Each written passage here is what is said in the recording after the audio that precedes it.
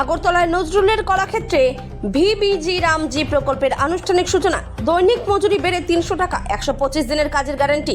মন্ত্রী টিঙ্কু রায়।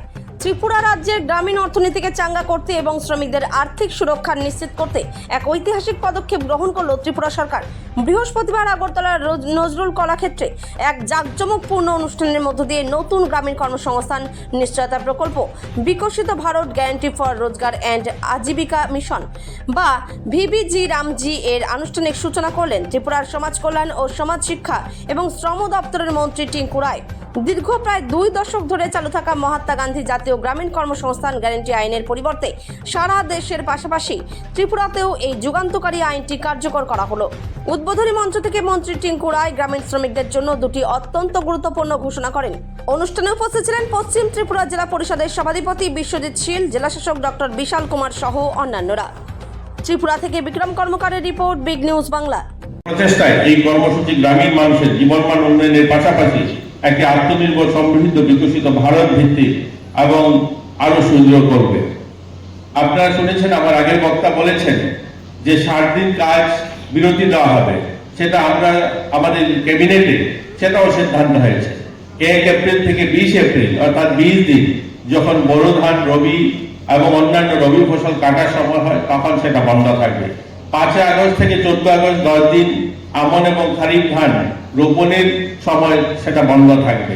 1 নভেম্বর থেকে 13 নভেম্বর রবি ফসল ও শীতকালীন সবজির জন্য জমি প্রস্তুত করা বা তখনকার সময় ক্ষেত কৃষির জন্য যে সময় দরকার হয় তখন সেটা 13 দিন বন্ধ থাকবে। 15 ডিসেম্বর থেকে 31 ডিসেম্বর অর্থাৎ 17 দিন সেখানে ধান কাটা এবং শীতকালীন সবজি এবং আলু সেই সমস্ত চাষের জন্য তখন বন্ধ থাকবে। মোট এই 60 দিন কাজ বন্ধ থাকবে। এইরকম প্রথম পর্যায়ে আমরা প্রথম বছরের জন্য সিদ্ধান্ত নেওয়া হয়েছে। আগামীতে যদি মনে হয় এই সময় সেটাকে রদবদল করার প্রয়োজন আছে, সেটাও সেই সিদ্ধান্ত নেওয়া যেতে পারে। প্রথম পর্যায়ে আমরা এবছর এই 60 দিনের সিদ্ধান্ত নেওয়া হয়েছে যে এই 60 দিন কাজ বন্ধ রাখা হবে।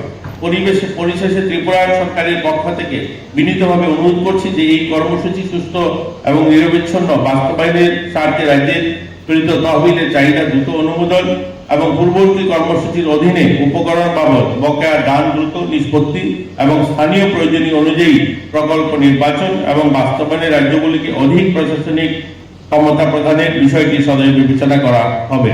এবং আপনারা শুনেছেন, আমার আগের বক্তা বলেছেন, আগের যে সমস্ত বকেয়া টাকা রয়েছে আমাদের যারা শ্রমিকরা পাবে সেটাও কিন্তু এই স্কিম চালু হওয়ার পর এই স্কিমের মধ্যেই সেটাকে ইমপ্লিমেন্ট করা হবে, এখানেই সেটাকে তার নিষ্পত্তি করা হবে। এতএব আমাদের এখানে আজকে যারা উপস্থিত রয়েছেন, মঞ্চে বিশ্বজিৎ শীলবাবু রয়েছেন। আমাদের যেহেতু ভার্চুয়াল প্রোগ্রাম, যেহেতু সেটা সারা রাজ্যে প্রচারিত হচ্ছে এবং কেন্দ্রীয় স্তরে যেখান থেকে মাননীয় শিবরাজ সিংজি বক্তব্য রাখবেন এবং আমরা সেই অনুষ্ঠানে সামিল হব, তার জন্য মাননীয় বিশ্বজিৎ শীলবাবু আলোচনা রাখেন এবং আমাদের গীতা দেববর্মা মহোদয় এমডিসি উপস্থিত রয়েছেন, উনি বক্তব্য রাখেননি। আমি ওনাদেরকে ধন্যবাদ জানাচ্ছি, ওনারা উপস্থিত হয়েছেন এই সুন্দর অনুষ্ঠানে। মাননীয় সুভাষ চন্দ্র সাহা মহোদয় এডিশনাল সেক্রেটারি, তিনিও মঞ্চে উপস্থিত রয়েছেন, ওনারা আলোচনা প্রায় শুনেছেন। মঞ্চে বিশাল কুমার ডিএমএন কালেক্টর পশ্চিম জেলা, উনি উপস্থিত রয়েছেন এবং জেলা পরিষদের বিভিন্ন সদস্যগণ উপস্থিত হয়েছেন, পঞ্চায়েত সমিতির সদস্যরা উপস্থিত হয়েছেন, পঞ্চায়েত সমিতির চেয়ারম্যান, ভাইস চেয়ারম্যানরা উপস্থিত হয়েছেন, প্রধান উপপ্রধানরা উপস্থিত হয়েছেন, সদস্যরা উপস্থিত হয়েছেন, সম্মানিত নাগরিকরা যারা উপস্থিত হয়েছেন, সকলকে আমি ত্রিপুরা সরকারের পক্ষ থেকে শুভেচ্ছা এবং অভিনন্দন জানাই এবং মিডিয়ার বন্ধু যারা রয়েছেন আপনাদেরও অভিনন্দন জানাচ্ছি। আপনারা সকলেই এই অনুষ্ঠানটাকে সফল করবেন এবং যতক্ষণ পর্যন্ত এই অনুষ্ঠানটা চলবে ভার্চুয়ালি আপনারা এই অনুষ্ঠানে সামিল হবেন, থাকবেন। যারা ভার্চুয়ালি রয়েছেন তাদেরকেও শুভেচ্ছা অভিনন্দন জানাই।